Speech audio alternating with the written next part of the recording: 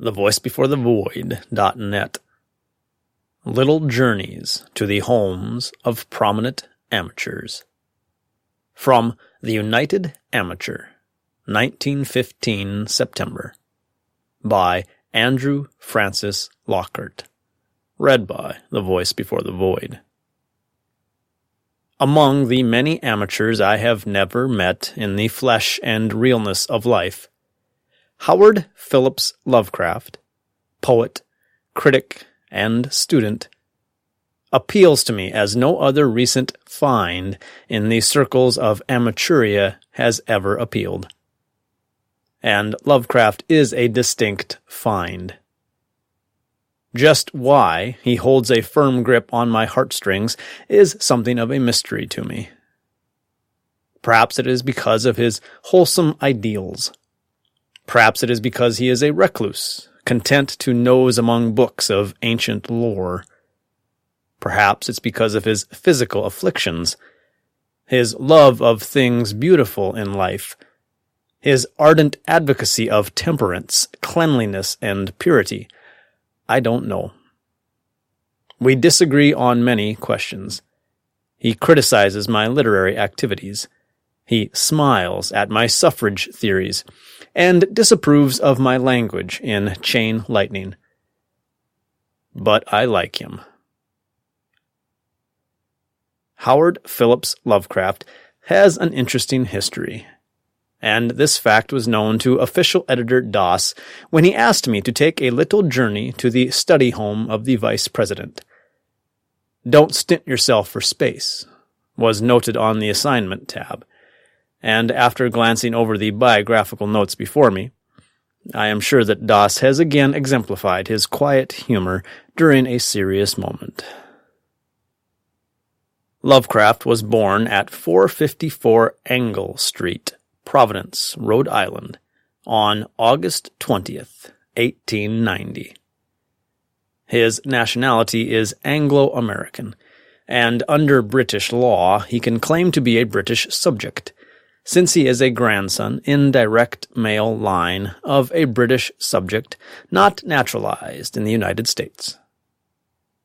His ancestry is purely English.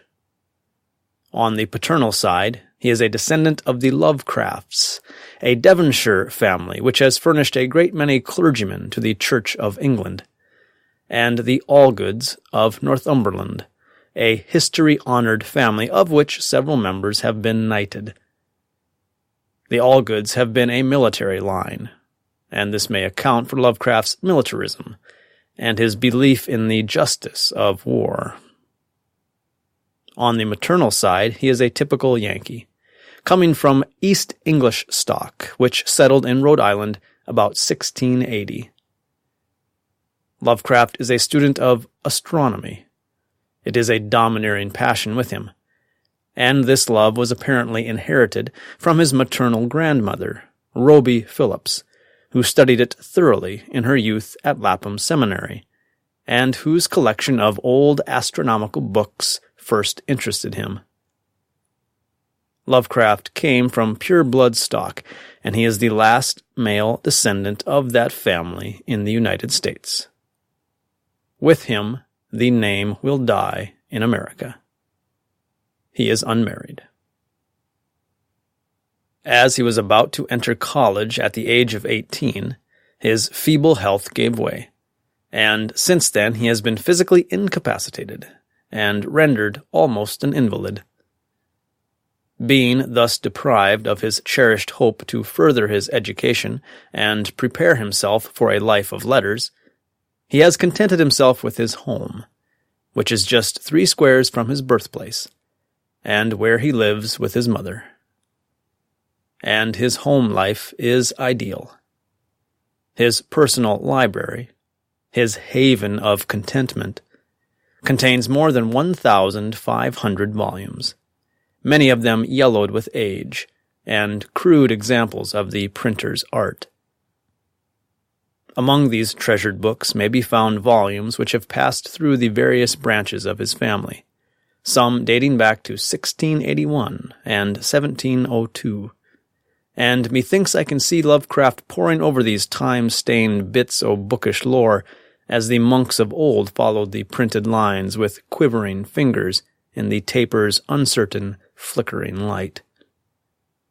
For Lovecraft appeals to me as a bookworm, one of those lovable mortals whose very existence seems to hang on the numbered pages of a heavy, clumsy book. His connection with organized amateur journalism is of recent date. On April 6, 1914, his application for membership in the United Amateur Press Association of America was forwarded to the secretary. Like a great many of the recruits, Lovecraft was completely ignored for several months. In July of last year, he became active, and he has proven to be an invaluable asset to the literary life of the association. He is not a politician. However, his literary activities have been prosecuted many years before he had ever heard of the United. At the age of 8½ years, he published the Scientific Gazette, a weekly periodical written in pencil and issued in editions of 4 carbon copies.